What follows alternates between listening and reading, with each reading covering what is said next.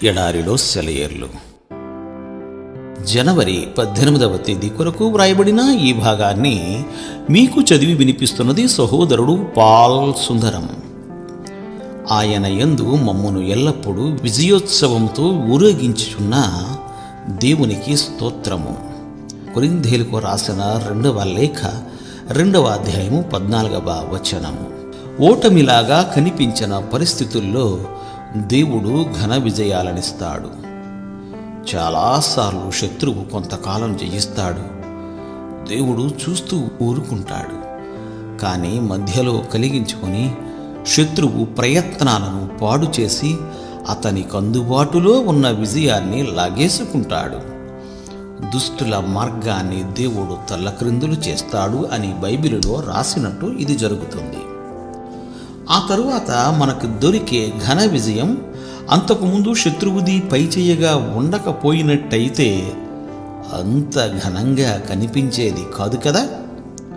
3 యూదా యువకుల్ని మండుతున్న అగ్నిగుండంలోకి పడేసిన కథ మనకి తెలుసు కదా. ఇక్కడ శత్రువు గెలిచినట్టే ముందు అనిపించింది. సజీవుడైన దేవుని సేవకులు భయంకరమైన అపజయాన్ని ఎదుర్కోబోతున్నట్టు అనిపించింది. మనకి కూడా ఎన్నో పరిస్థితుల్లో మనం ఓడిపోయినట్టు, శత్రువు గెలిచినట్టు అనిపిస్తుంది.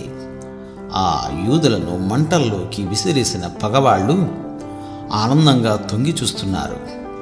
ఆ యువకులు అగ్నికి ఆహుతైపోయారని.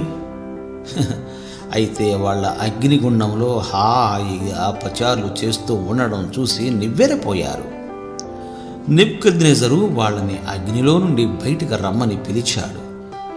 వాళ్ళ తల వెంట్రుకలైనా కాలలేదు, వాళ్ళ బట్టలకి అగ్నివాసనైనా అంటలేదు. ఎందుకంటే ఈ విధమైన ఆశ్చర్యకరమైన రక్షణనిచ్చే దేవుడు మరెవరూ లేరు.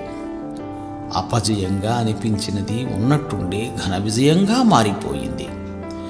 ఈ 3 యువకులు ఒకవేళ విశ్వాసాన్ని, ధైర్యాన్ని కోల్పోయి దేవుడు మమ్మల్ని ఎందుకీ అగ్నిగుండం పాలు చేయబోతున్నాడు అని గోల పెట్టినట్టయితే వాళ్ళ అగ్నిగుండంలో కాలి మసైపోయేవాళ్లేమో.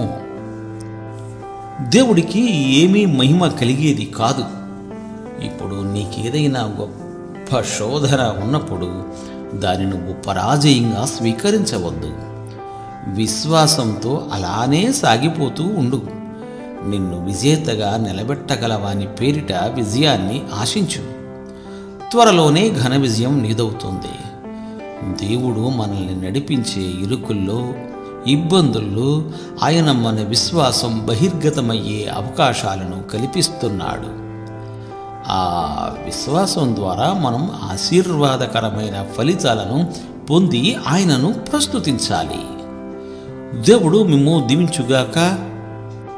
ఆమెన్. ఆమెన్.